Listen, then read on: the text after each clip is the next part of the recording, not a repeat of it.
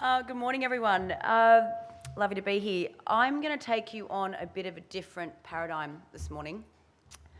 And it definitely and 100% leads into everything that Andrew and Jay have been talking about.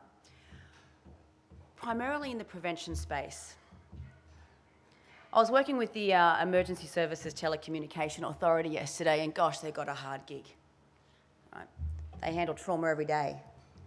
One of my questions to them was, how many phone calls do you get from workplaces when someone is having a panic attack, suicidal, or having a psychotic episode? And they said multiple daily. And I said to them, how many of those people that we're calling police and ambulances for are at direct threat of themselves or to someone else? And they said minimal. They've just initiated a threat or had an episode. So my question to you is, how useful is it if someone has a critical incident in the workplace to whack him in the back of a paddy wagon or to jam him in the back of an ambulance? There's other things we can do to help bring back dignity, control, calm, in order to help our people that are having critical incidents in the workplace better manage their incident and return to work more quickly with dignity. Critical incidents. I've already given you a hint of what it is. Firstly, someone that has suicidal behaviour or intention. Now, when someone indicates that they're suicidal at work, and they do quite regularly, are they running around the halls threatening anyone else? No, they're primarily sitting there in tears, being vulnerable. But workplaces are calling the police. Workplaces are calling ambulances. So I'm going to show you something else to consider when rebuilding or developing your mental health policies and procedures in your workplace. Panic attacks and extreme anxiety. I don't know about you guys, but as a workplace, I wouldn't want to be making the decision if someone's having a panic attack for the first time, what this really is. Is it a heart attack or is it a panic attack? But we're making those decisions. That's a huge gauntlet to run. So I'll show you something very, very quickly on what to consider to build into your policies. And psychotic episodes. Around about 0.5% of the Australian population has psychosis. So if you do the math on a population of 25 million, that's a hell of a lot of people coming to work every day that may or may not have an episode. My question to you is, what do you do? How do you respond? There's a multitude of businesses here. Would you all have the same fair and equitable response to someone that's having a critical incident in the workplace? Also, how many people that are supporting that person having that critical incident are we allowing to be exposed to vicarious trauma for unnecessary periods of time? Wouldn't it make sense to have an immediate and mandatory protocol in order to make sure that we are meeting best duty of care for that person that's having an incident and for the people that are responding? Naturally, in the world of psychology, nothing is ever really in its nice, neat bucket. So I've also put up there any kind of behaviour that seems irrational or out of control, something that is beyond the workplace to manage ongoing. So let's have a look at it. Suicidal ideation in the workplace. It happens, and it happens more frequently than what we know. I work with a large multitude of multinationals, both nationally and internationally, and they are all dealing with the same problem. When someone indicates that they're suicidal, or we've asked the question and they've said yes, what do we do? At the moment, we're just guessing. And what scares me is at the moment, workplaces are making decisions onto whether they assume that person is genuine or not. So unless your entire head of staff have some sort of clinical background, social work, mental health nurses, psychologists, psychiatrists, you don't want to be running that gauntlet and making that decision, because I'm spending too much time with my shoulda, woulda, coulda clubs around Australia that saw and made decisions and something unfortunate occurred. So why can't we tighten up duty of care?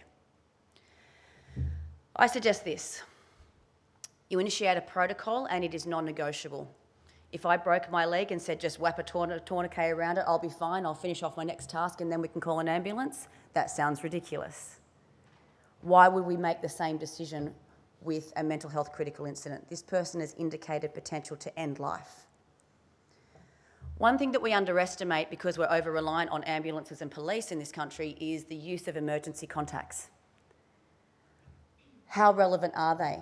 What I'm seeing right now and what we're trialling with a large multitude of people is when people are having critical incidents that aren't actually showing direct threat to other staff, is that we're calling emergency contacts. They're coming to collect them and taking them to care.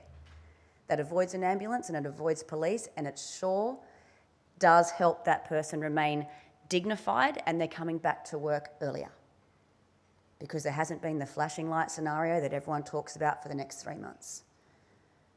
Secondly, You can't have one emergency contact, guys, you must have two. It is law and entitlement and right that someone can choose whatever emergency contact they want, but what if they live in Peru? So my advice to you is have a look at how many emergency contacts you have.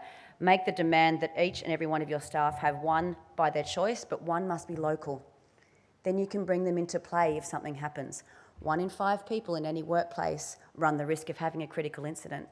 We have 1 million Australians with clinically diagnosed depression, 2 million with clinically diagnosed anxiety, and they're just the ones that have sought a diagnosis. And with the amount of stigma out there at the moment, there's a hell of a lot more people running around with signs and symptoms that are running risks to have critical incidents in your workplace. So it would make sense to have a set protocol that your managers and staff know what to initiate when something like this happens. Supervision and communication. So we need to supervise them until they're no longer on site.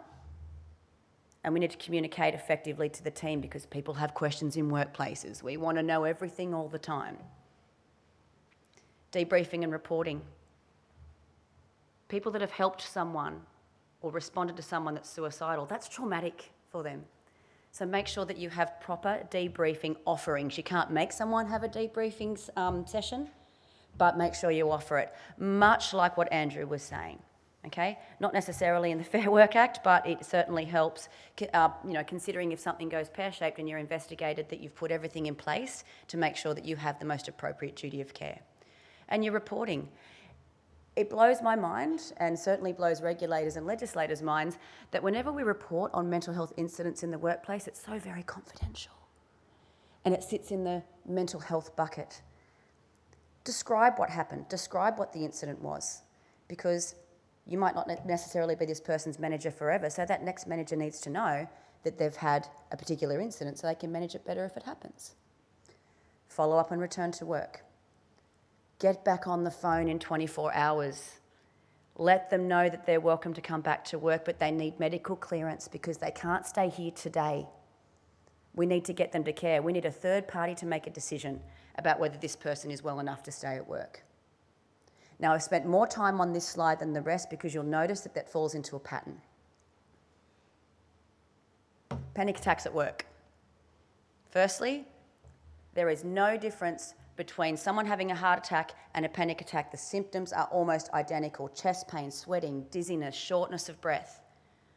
But we're making the decisions about whether that person stays at work. So what we do is we set a protocol. Is this the first time you've felt this way? If they say yes, you call an ambulance. No one in workplaces is to guess if this is the first time this person has felt these symptoms. Call the emergency contact. If it's a repeated set of panic attacks, then ask them what they need, because primarily if you suffer from anxiety, most people that have repeated panic attacks know what they need to settle. So therefore they have choice. It wouldn't make sense having ambulances screaming up the road every time someone has a panic attack once a week, once a fortnight.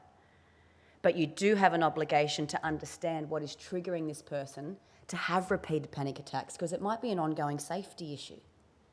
But you see how it's mandatory. Supervision and communication.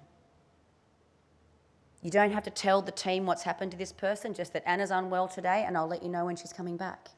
But what we know is that Anna's gone off to get a third-party opinion on whether I'm safe to be at work, and we're not making it. We reduce the risk. Debriefing and reporting, you'll see the pattern now. Seeing someone have a panic attack is also traumatic. They're awful things to watch. Follow up and return to work. People are humiliated when they have an incident at work, guys. So the sooner you get back on the phone and say, how are you doing? Have you got your medical clearance? What do you need? Looking forward to having you back. They will come back sooner. Don't worry about upsetting someone. And that's the key message that people have when I work in the world of psychology, is I don't want to call them because I might say the wrong thing.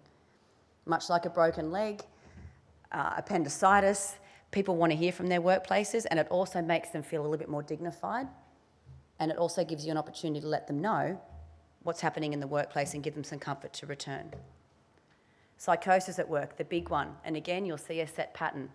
Psychosis can break down into two parts. One can be non-threatening, one can be perceived as threatening. Okay? So you've got a mild psychotic episode where people start to change their language, their dress, their presence. They might have memory loss and start saying a few strange things. Would we necessarily need to call the police for that person? No, I would be on the phone to the emergency contact. Anna's showing these kinds of symptoms today. What do you suggest we do? We need you to come and get her. We feel that she's becoming unwell. Much more effective than an ambulance or police. You're going to have exceptions, and I'll be happy to talk to you about this on the panel. But if someone is having a threatening or a major psychotic episode where they're experiencing delusions and hallucinations, your main prerogative right now is safety first, containment, and then we can manage later. So you call the police, or if you're lucky enough to work in a building where there is security to contain, great.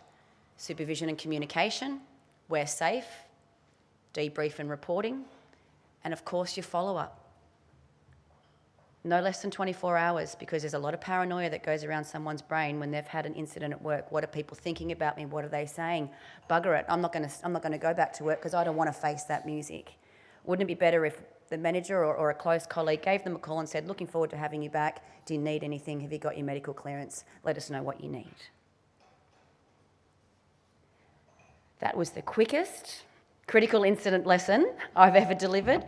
I'd now like to introduce Adam Pandelios from EML to talk about liability and psychological injury. Thank you very much.